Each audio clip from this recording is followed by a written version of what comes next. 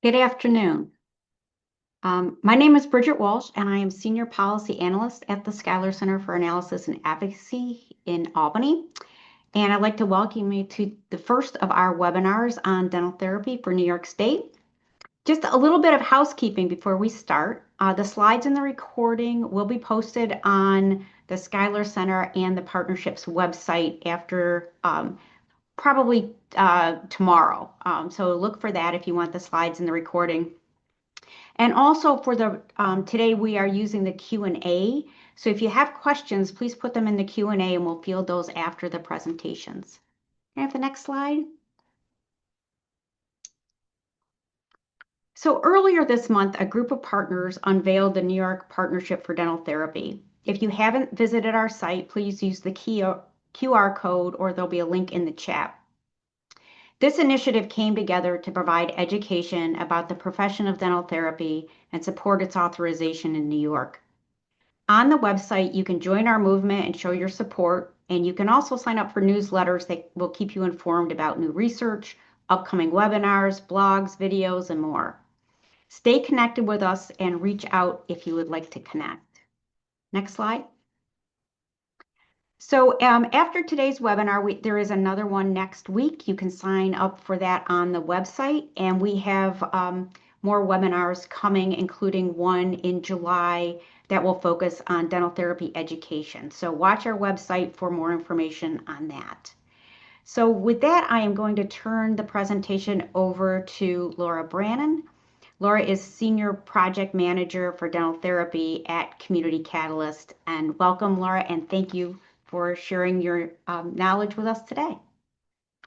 Thank you so much for having me. Good morning, good afternoon, all, depending on where you are in the country.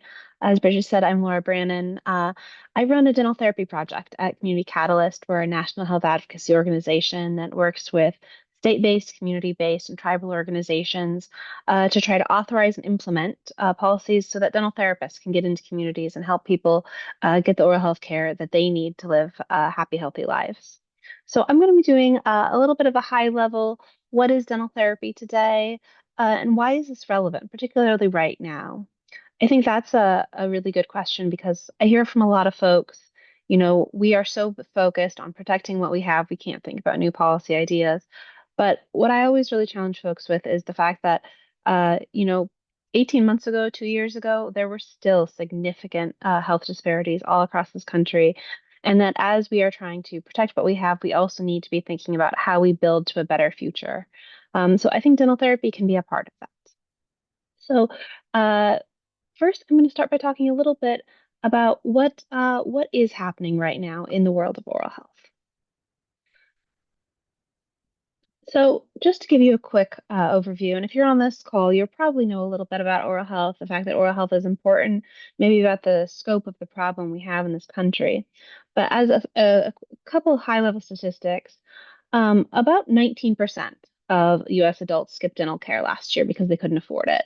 And these numbers stay consistent between about 19 and 21% over the last number of years. So this is not actually a new problem. So about 1 in 5 adults are skipping care just because they cannot afford it.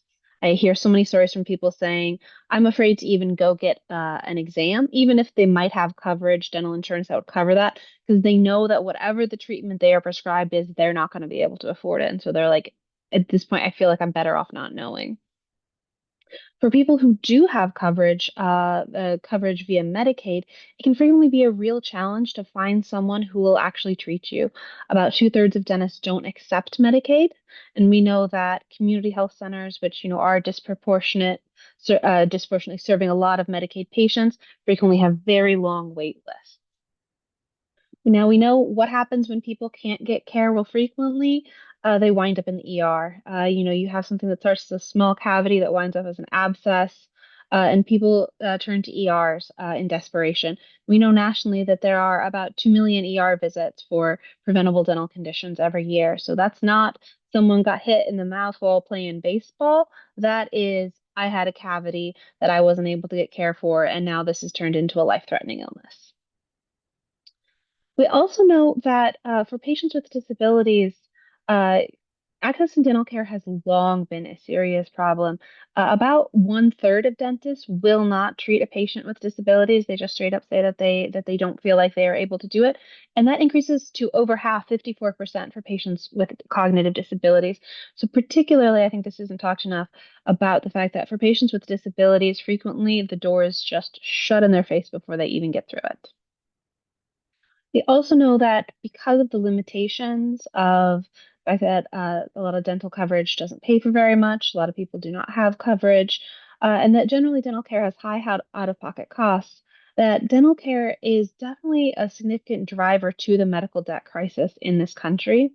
And about 41% of American adults have dental or medical debt, and with about half of those people having dental debt as a part of that mix. Now, what is the consequence of all of this?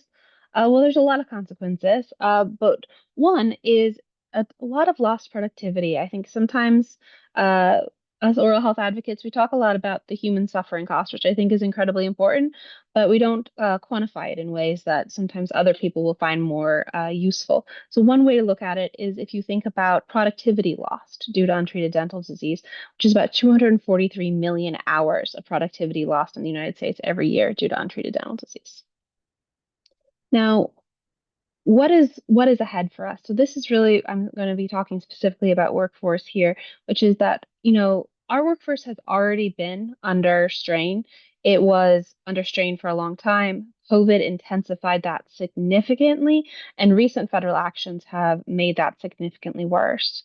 So just to start, around 68 million, I think it might be up to 70 million Americans now live in federally designated shortage areas, long-standing shortages, particularly in low-income and rural communities. Safety net clinics very frequently struggling to get and keep providers. We also know that our dental workforce does not generally look like the population it serves, particularly with Black, Hispanic, and American Indian and Alaska Native providers significantly underrepresented in the dental workforce. We know our shortage areas are getting worse, particularly in rural areas, as older dentists are retiring. We know that during the pandemic, we saw a massive loss of dental hygienists in particular. And that, to sort of give one example, that about 1 in 5 community health center dental hygienist and dental assistant positions are currently vacant.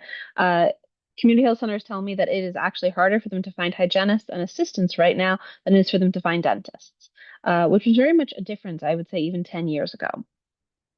Some recent federal actions are likely going to be making this more difficult.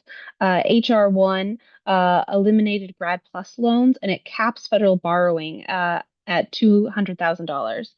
For any dentists on the call who've graduated within the last 10 years, I'm guessing you're scoffing at this number, as I think everybody knows that the average debt of anyone graduating from dental school usually far exceeds $200,000. For 2025 grads, average was about 298,000 with many people. And so that's the average, means half of them have more than that. So if we think about that, we know that if all of a sudden fewer people are able to access federally backed loans, they will likely have to turn to private loans, which are going to be more expensive and harder to get. What is the impact of this? Well, likely that students who are low income, who are from underrepresented backgrounds, are less likely to be becoming dentists. And quite frankly, we may have fewer people entering dental school. Dental hygiene also has been affected by some of these recent change. A reclassification, I believe, at the Department of Education has designated as a non-professional degree, which lowers their borrowing limits. And this is at a time when recruiting hygienists is already so challenging. So what we basically already knew was that we already have a lot of problems with our workforce and that recent federal actions have been making it worse. And so this is really creating a perfect storm of existing problems and likely intensifying problems to come. Now, dental therapy is a fantastic idea. I do want to be clear; it is not a silver bullet. Dental therapists work as part of their broader system, and I'm not trying to present it as a one a single solution to a complex problem. But what dental therapists are an evidence-based policy, and one that could help with this crisis that we are in. So, what is a dental therapist? Well, dental therapists are credentialed oral health providers. So that means that they are licensed or certified the same way other dental professionals would be in that setting. So if they most of the time that means they're going to be state licensed. If you're in a tribal community, you might be certified under the CHAP program instead. And they're working under dentist supervision. They are not independent providers. They're working under dentist supervision, although frequently off-site supervision. So they are able to go into communities, and they provide preventive and routine restorative care. And it is that routine restorative care that is really the important part because we know that we already have other members of the dental team who are able to provide a lot of preventive care. Dental hygienists, in particular, are specialists in it. They are amazing at it. But one of the most common things I hear from dental hygienists who are going into places like schools and nursing homes is I'm able to do a lot of stuff. In some states, even able to maybe place things like ITRs. But when I see a patient who needs a restoration or sometimes like a simple extraction, I can't do it. And I also know that patient's never going to make it into the dental office to get that treatment. So I'm just left seeing disease that I cannot treat. And so a dental therapist is really someone to help fill that gap. They are someone who can they can prepare and place restoration. So that means they can fill cavities. They can do an exam. They can do temporary crowns. They can do limited extractions. They can remove baby teeth, and they can remove basically non-surgically remove loose adult teeth. And so, how do these people get trained? I really say this is in many ways similar to the way nurse practitioners or physician assistants work on the medical team. They are attending accredited training programs, accredited by the same entity that accredits education for dentists, dental hygienists, and dental assistants in the US. According to the national standards, dental therapy programs have to be a minimum of 3 academic years. Some states are adding additional prerequisites, like saying you have to also have a dental hygiene degree, or sometimes they add a specific degree requirement, like a bachelor's or a master's. I should say those are not in the national standards, and most states are not requiring those additional pieces. They are leaving it up to the national accrediting body and then to schools to figure out what works best for their community. As I mentioned, dental therapists are under the supervision of a dentist, although that frequently doesn't mean a dentist is physically right next to them. They're not standing over their shoulder. Sometimes they work in the same facility, but sometimes they work off-site. And I should also say, dental therapists work under collaborative agreements, or sometimes they're called supervisory agreements. The language can change, but what it means is that their supervising dentist has complete control. They say, okay, this might be your full legal scope in our state, but actually, I only want you doing these pieces when you're not in the same clinic as me. They can say, I don't think you're ready to go off site yet, or maybe I'm okay with you working on older kids, but not younger kids. They can add any additional restrictions that they feel are necessary. So the dentist is really in control here. Dental therapists take the same board exams in many states as dental students, just a smaller set of them. And the examiners who are grading these exams do not know if it was a dental student or a dental therapy student who completed it. So, really being held to that same standard. Uh, I think safety is always paramount for this, right? The point of this is not to increase the number of people who are doing poor quality work. The point is to get more people high quality dental care. And so it's really important that dental therapists are practicing safety, which is why it's really important that we have this accredited education, that we have supervision, that we have things like these board exams. And this has resulted in dental therapists being shown to do work as well, if not better than dentists. And dental therapists have been working in the US for over 20 years and globally for over a century. And I should say this piece about doing work as well or as better than dentists. One of the researchers who did one of the big studies on this told me he'd initially been really a little bit skeptical about this piece. He said, all the years it took me in dental school, I just don't really know if someone who trains in less time can really do it better than me. And he came back and he said, "No, I spent a lot of time basically reviewing work, and they are." And he said, "What I realized is, as a dentist, I can do about 500 procedures. A dental therapist can do 50, 60 or so procedures. And if you do a smaller number of things a lot, you get really, really good at it. And they do their scope over and over and over, and they get really, really good at the work they do. So they are incredibly skilled at doing the things they do, particularly those fillings." And dental therapy, I should also say, this was not an idea that came out of a federal report or out of a think tank, even out of a university. This was an idea that emerged from Alaska tribal communities, who had some of the worst access to dental care in the country 20 some years ago, and said, we really need to, look at alternative ways of doing this. What are some other options? They looked globally and they found this dental therapy model and they said, you know what, that could actually be incredibly helpful for us. So, where are dental therapists today? Dental therapists are authorized to work in at least some settings in 14 states, and that there's efforts in a number of other states, including New York, to bring them there as well. So you can see the darker states here are states where dental therapists are authorized in at least some settings, with the lighter states being ones that have active legislation or active campaigns. So, where are dental therapists working? The dental therapists that are working out there right now, where are they working and who are they serving? Well, they can work in traditional dental offices. They can help community health centers treat more patients with the same budget, or they can make it cost effective for private practices to treat more Medicaid patients. They can work in tribal and rural communities, whether that's in a regular dental clinic or whether that's in a community setting, whether it's maybe going into community locations with mobile equipment. Again, with that ability to go into community locations, in a lot of states, they're going really heavily into schools and nursing homes using mobile equipment. One of the clinic directors told me that depending on whether they buy the equipment brand new or refurbished, it costs about $15,000 to $30,000 for the set of equipment that a dental therapist needs to be able to complete basically their entire scope wherever they are. The equipment can fit in the back of a Prius, and then they need a room with running water and electricity. And besides that, they can set up like a little dental clinic wherever they are. And so that is incredibly important for patients who are otherwise going to struggle to get to that dental office. And whether that's kids because their parents are working, they're not able to take time off to get them into the clinic. It's folks like in nursing homes, assisted livings, group homes for people with disability, all of these folks who frequently are not able to get into the dental clinic. Or, quite frankly, these tribal rural communities where the nearest dental clinic may be a long ways away.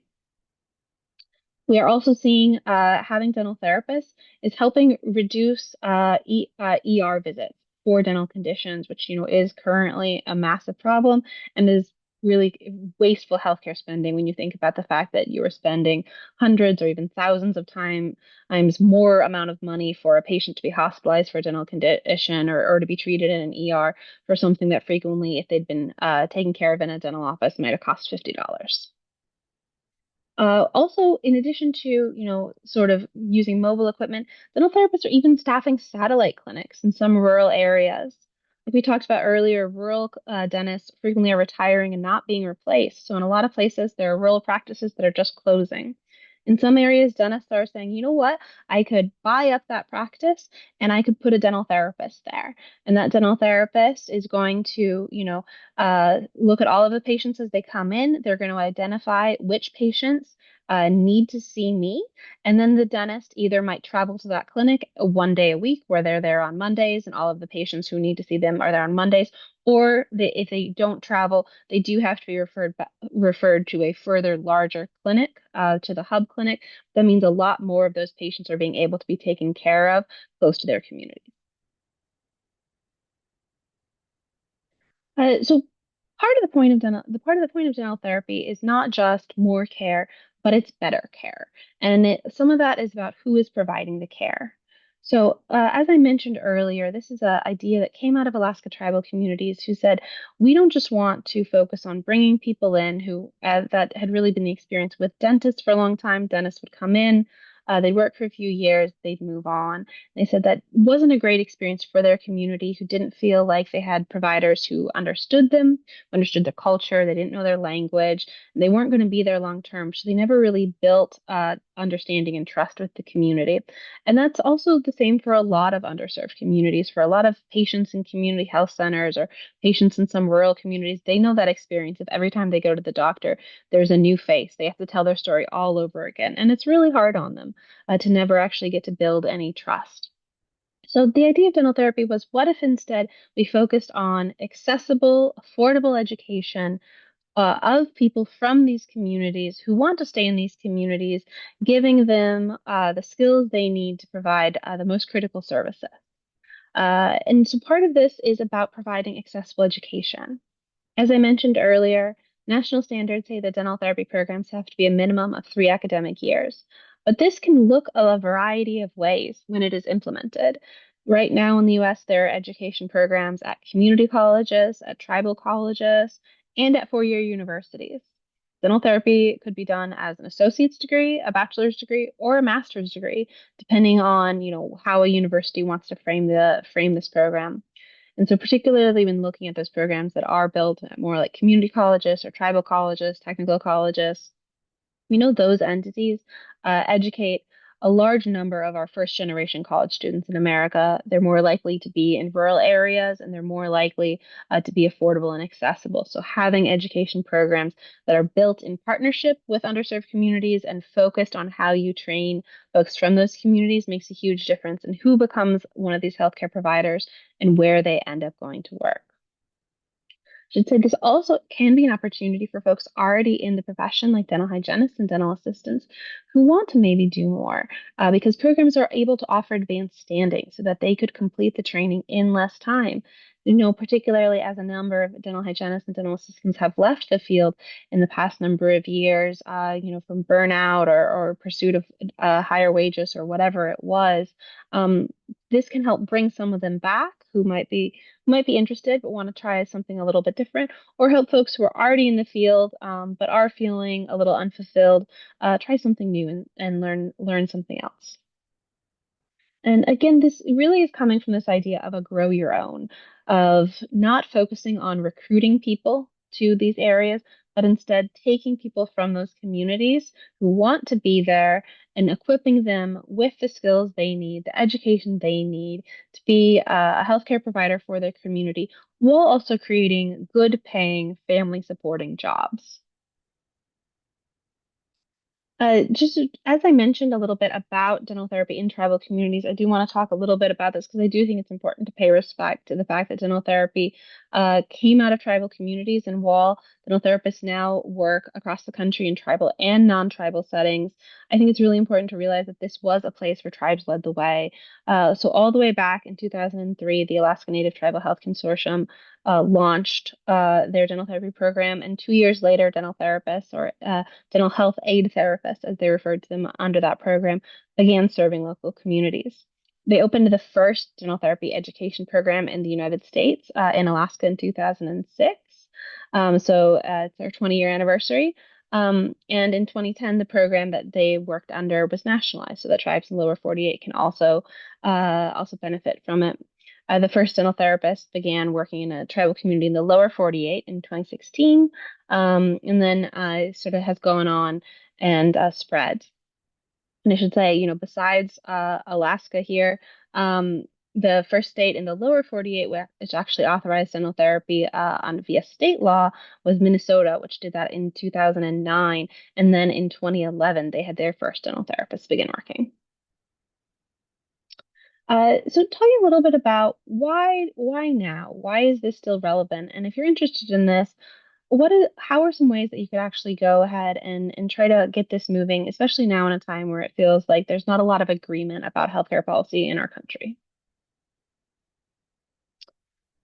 So, as I mentioned, right now it feels like healthcare policy is very defensive, and there is a reason for this. The cuts from in HR1 are going to have really real impacts on access to healthcare in our country. And so it makes sense that a lot of people have been focusing on trying to protect what is in existence. But I think dental therapy is exciting because while it also helps protect what we have, it's also an opportunity to proactively build something that could work in the future. So one reason that I think dental therapy is such a great idea right now is that because it has a really low fiscal note. The cost of implementing a profession like this really comes down to basically starting up education programs. And compared to the cost of starting a dental school, starting a dental therapy program is very, very cheap. Comparatively, it is a fraction of the cost of starting a new dental school. In states, when they authorize dental therapy, the fiscal note is usually just honestly setting up the regulatory framework for licensure. That's not a very much money. Some states have decided to seed an education program with a few $1 million to help support startups. Some states haven't even done that, and they've relied on private funders or universities to sort of raise the funds themselves. Uh, and adding dental therapists to the workforce makes limited dollars go further. That lower cost of employment means that community health centers can treat more patients with the same budget, that it's financially sustainable for private practices to take more Medicaid patients. Also, financially sustainable to bring more care into the communities. We know right now we've got a lot of dental hygienists going into communities nationally. Some states we have expanded function dental assistants. We very rarely see dentists going into communities though, and that's usually because the overhead cost associated. The overhead cost, a dentist costs quite a lot of money to train and then quite a lot of money to employ. The overhead cost of sending a dentist into a community rarely works out when you look at how much money they can generate via billings. And so if you can't cover your cost via your billings, it's hard for that to be sustainable.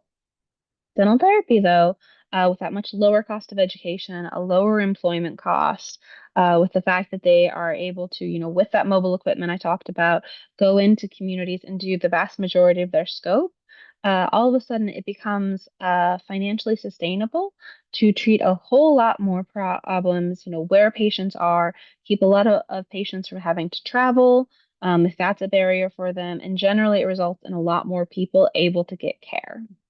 And, one of the things is a lot fewer people than winding up in ER.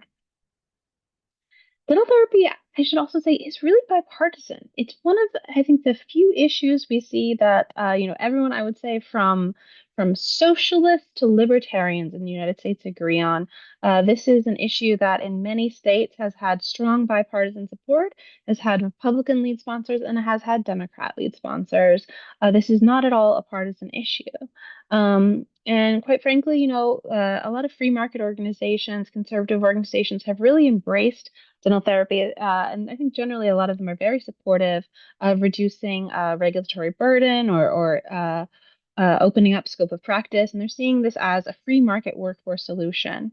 And so I think this is really exciting. I think sometimes we have an idea that health policy is sometimes more of a liberal idea. And I think that everyone needs healthcare in this country, and that this is a great example of a policy that has, low cost to it, that is creating jobs and is expanding access to healthcare. So, as we talked about earlier, sometimes it can help to put a little bit more numbers on something. So, when we're talking about, well, why should we do something about oral health now when there's so many other problems? So, I do like to help bring it down to people to understand the status quo actually is very expensive.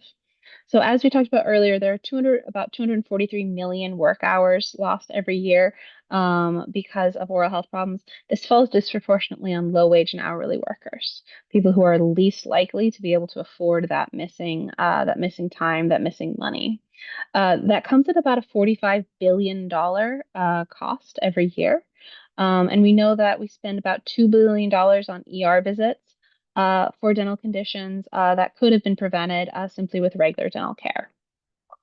So all of this, really compounds. We know that kids who are in pain are not likely to be able to pay attention in school, and they're going to have harder time learning. They're going to have harder time eating, sleeping, doing all of the things kids should be doing. We know that's going to impact their educational attainment and their ability to go to college.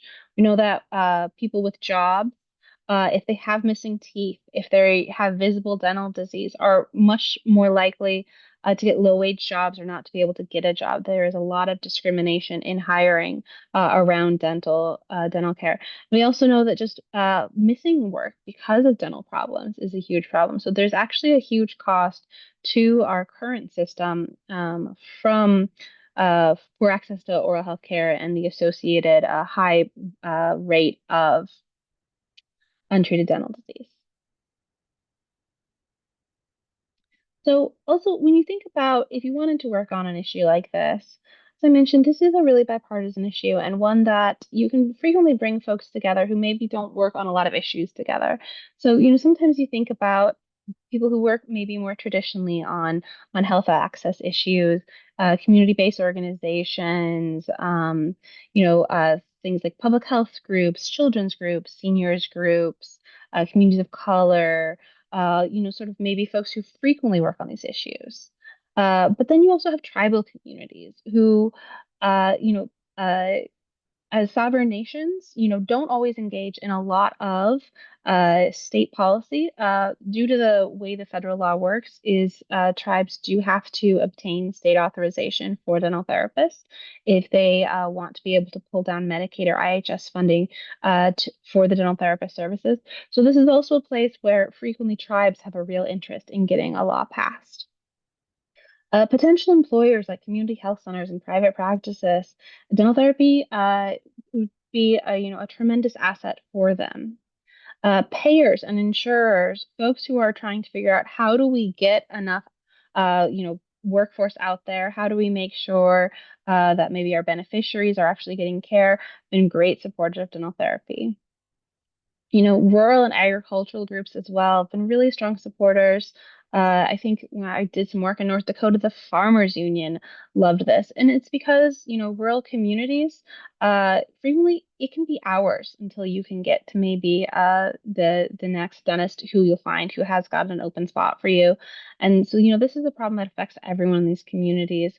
Also, a lot of more rural communities are suffering sort of brain drain, young people moving away. Having something that helps create good paying jobs and improves access to healthcare in those communities can help stabilize communities, can help keep people in those communities, and really create good opportunities there. Finally, as I mentioned, folks like maybe free market and business groups who don't normally engage on some issues can also be really supportive of this. So I think dental therapy is also a great thing to think about because it is an opportunity for bipartisanship, I think, even now. And I did want to talk about one sort of bright spot on the federal level, because I think a lot of what we talk about federal activity is a little bit maybe more gloomy. Is that recently the federal government added dental therapists to the state loan repayment program. So we have a couple different kinds of federal programs to pay off student loans for healthcare professionals in this country. We have the National Health Service Corps, and then we also have a state loan repayment program by which the federal government grants out money to states to run their own state loan repayment programs, which they do with a combination of federal and state dollars.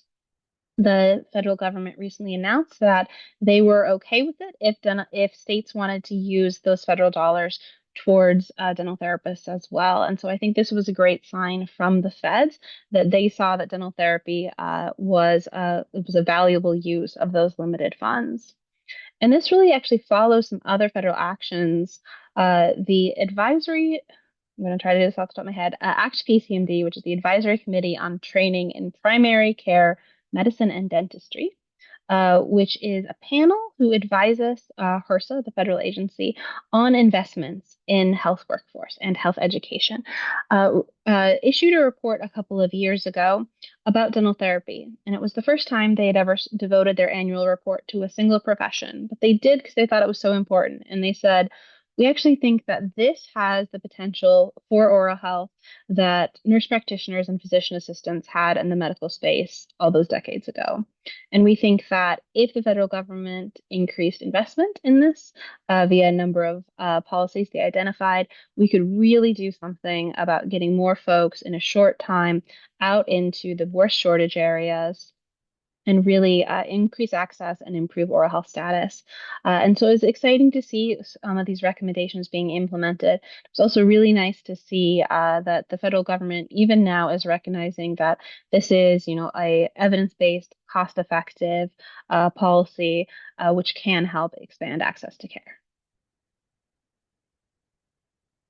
And now I see it looks like we've got some questions in the chat, and I'd be happy to answer any questions, or I know Bridget would be as well about any of the work in New York. Yeah, we have a couple questions in the chat, Laura. The first one asks about education. It says dental therapists and teams led by dentists are far more effective at improving oral health of communities, while dental education focuses on individual dentists and patients. Have any American dental schools incorporated dental therapists, hygienists, and dental students into teams led by faculty dentists? Yeah, so the University of Minnesota has a dental school, has a dental therapy school, and has a dental hygiene program as well. And they train their students all side by side, and they work together as a team for classes where their scope overlaps. They take the same classes. So they are really, I believe, focusing on doing that sort of team-based training, which I think is so exciting. Thank you.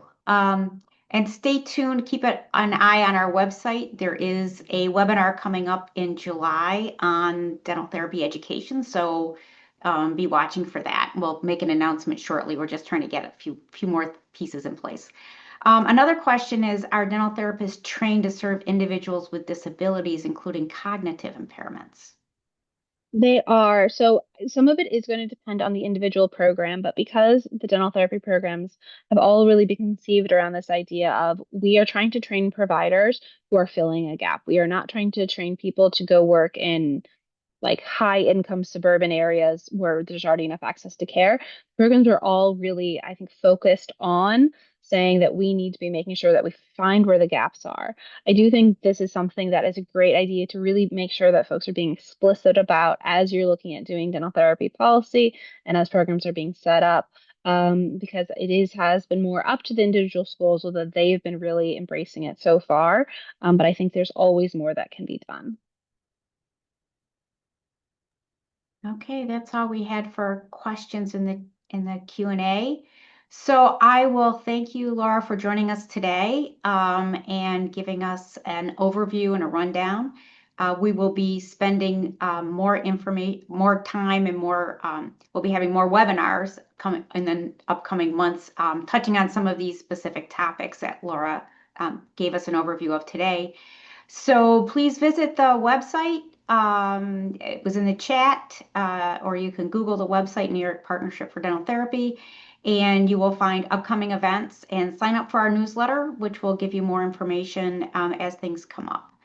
Um, thank you all very much, and look on their website for the recording and the slides in the next coming days. Thank you.